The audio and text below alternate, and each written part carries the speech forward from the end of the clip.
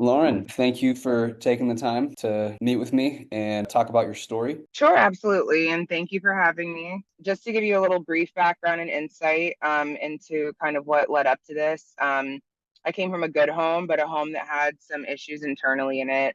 Grew up with a very, very low self-esteem. And in my later years, probably about 17, I was introduced and met a guy that we can call T. And he was about 5 years older than me at that point in time. And being someone who, like I said, grew up with a lot of self-esteem issues, a lot of different things that happen in my younger years in youth, I felt like he was showing me attention. He was older. He was, giving me this attention and making me feel as though I was finally seen for once and wanted and beautiful. And it was kind of like, the love bombing, typical narcissistic behavior of, the showering with gifts and compliments and attention. My family was not okay with my relationship with him because he was at that point in time a known drug dealer. I kind of continued on with him, and it was kind of almost like once he had me where he wanted me at, as far as alienation from my family, my friends, that's kind of whenever the mask came off and the slow introduction into prostitution, human trafficking, escorting began to take place. And what were the tactics that he used to keep you there? Sure, a lot of people are ashamed to admit that not all circumstances in human trafficking is the victim or survivor, so to speak, kept there physically against their will.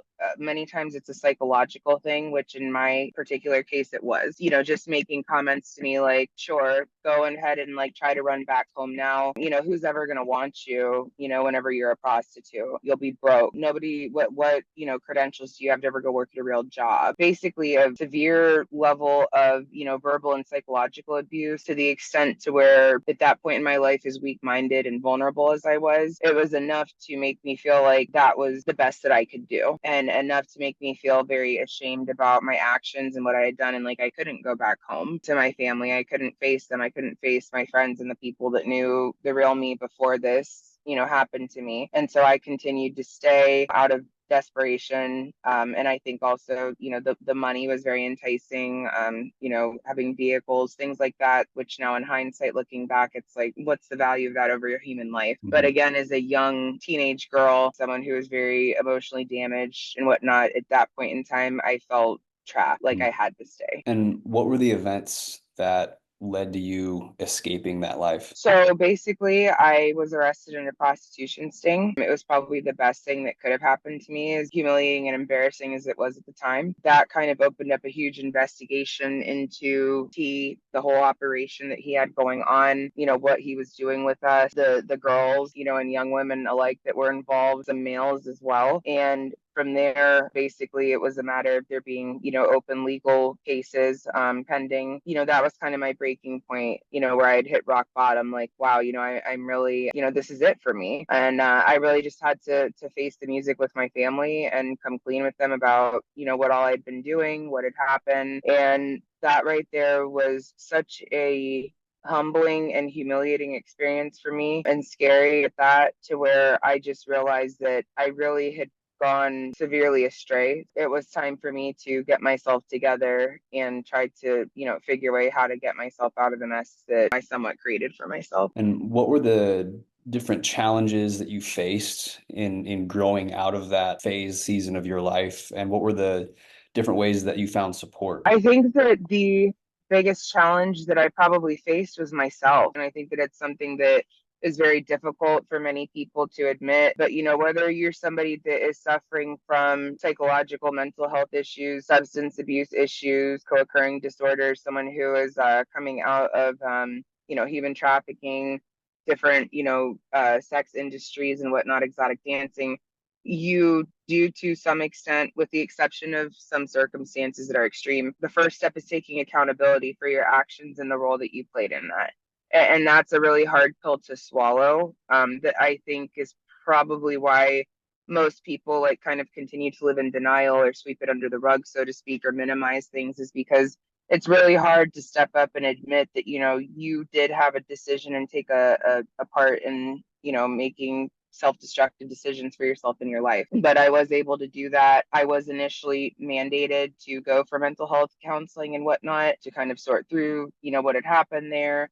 But I took that to the next level and, really continued on with it for myself, because I had this driving force within me, that wanted to know, like, hey, like, I came from a good family for the most part, but clearly, I really lost myself along the way, and I wound up in this situation. And, how did I get here? An important point I think to make is that, like, nobody ever wakes up one day and is like, hey, I want to be a prostitute. Hey, I want to be a drug addict. It unfortunately sometimes things occur in life that are very damaging, and you find yourself, one day it's like, how did I get here? I did have a great support system with my family as far as helping me out monetarily with different resources for mental health treatment and allowing me a place to live, after I had, come out of that lifestyle, and, keeping a roof over my head, so to speak. But it's like the old saying goes, you could take the horse to the water, but you can't make it drink. There has to be a driving force within yourself where you want to get better. So that, in addition to,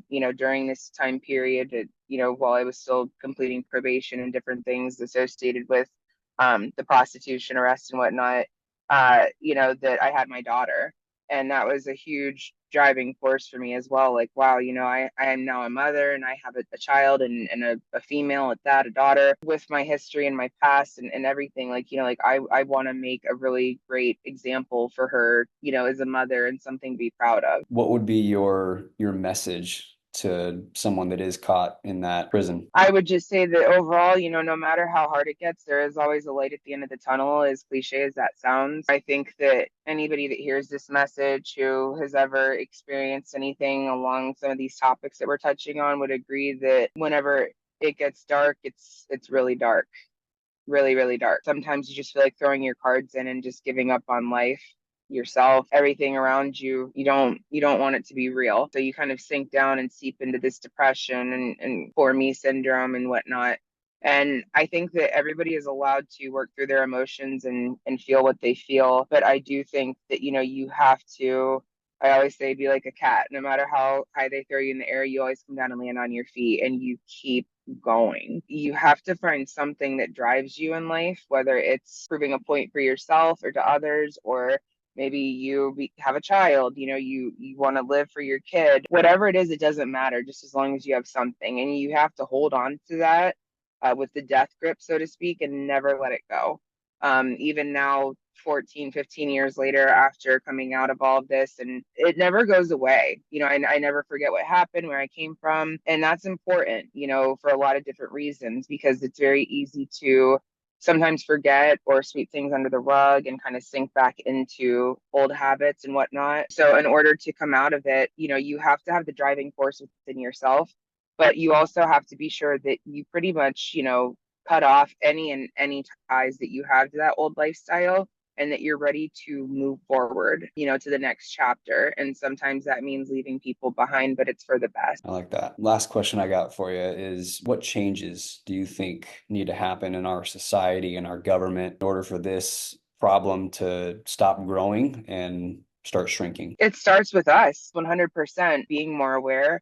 It starts with us being more open with each other, I think, with our children as well, and having those uncomfortable conversations with them. Because, for us to just say that the world is great, and, the world is your oyster and whatever you make of it, we're doing our kids an injustice, because I think that we all know that unfortunately that's not true. There's a lot of bad that goes on in the world, and we have to make sure that, we are diligent.